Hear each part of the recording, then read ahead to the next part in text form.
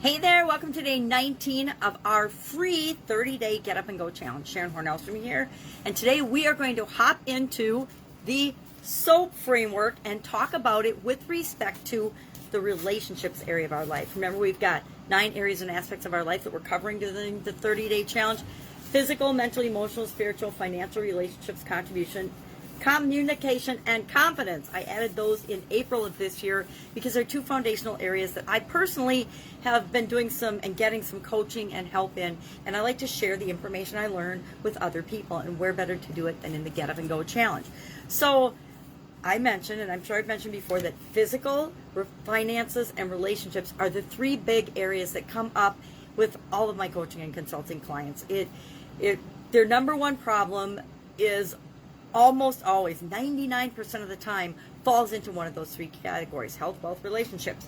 Health, physical health and well-being; wealth, our finances, our money; and relationships. Relationships impact every area and aspect of our life, as does our physical energy and well-being. And finances pretty much impacts all of them too. As much as we hate to admit it, it totally does. So we just wrapped up financial soap yesterday, and today we're going to hop into the relationship soap.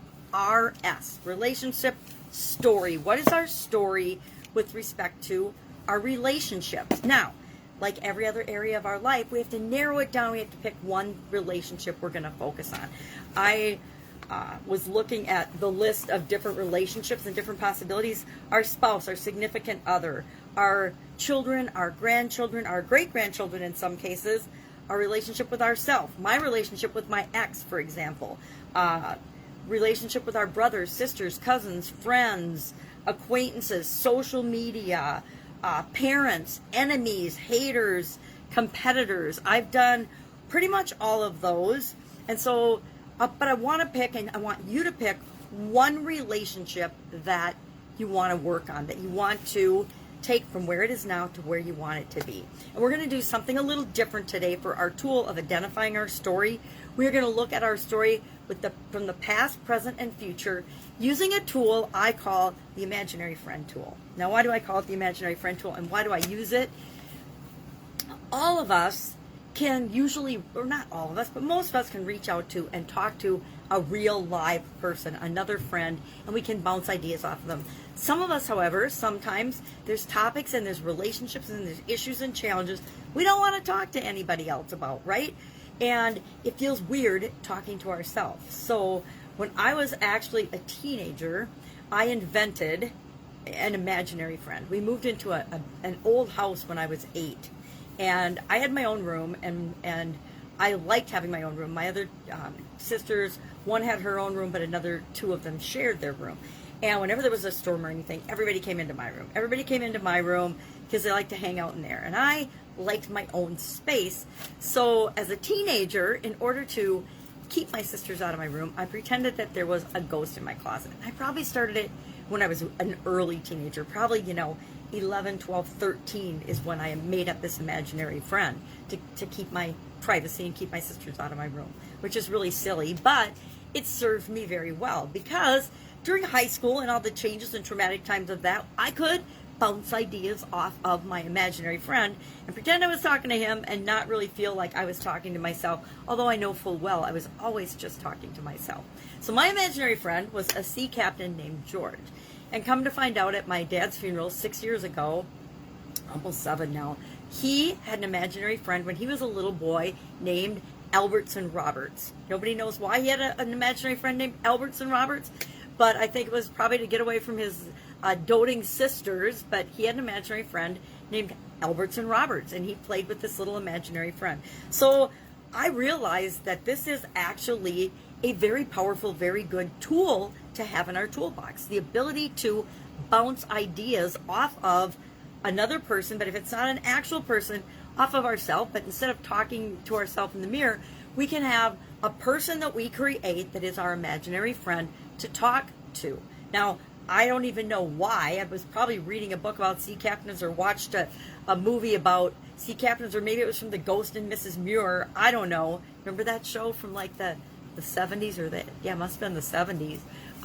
That I came up with, that my ghost was, or my imaginary friend was, a sea captain, but that's what it was. And once I started it, I ran with it throughout my teenage years. And I actually didn't even remember it until I started doing this challenge. And I don't remember what challenge I was in when I thought, oh my gosh, that's a great way to bounce your idea, your story off of someone else when you're really just bouncing it off of yourself. So today we get to do something fun. We get to create an imaginary friend if you don't happen to have one already. Some of us happen to have one already.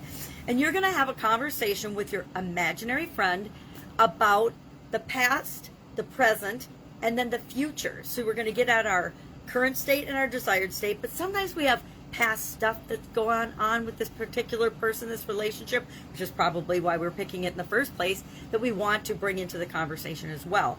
So we're going to talk about the past with our imaginary friend to get that stuff out. We're going to talk about the current situation so that we know where we're at and we're really honest with ourselves and our imaginary friend. And then we're going to talk about what we want. What kind of a relationship do we want with this person? Now, we're going to do relationships with people, not places or things, but relationships with other people or relationship with yourself. I went through the challenge one time and I worked on my relationship with myself, which was really, really powerful to go through the SOAP framework and figure out where I'm at with that. So you can do yourself as well.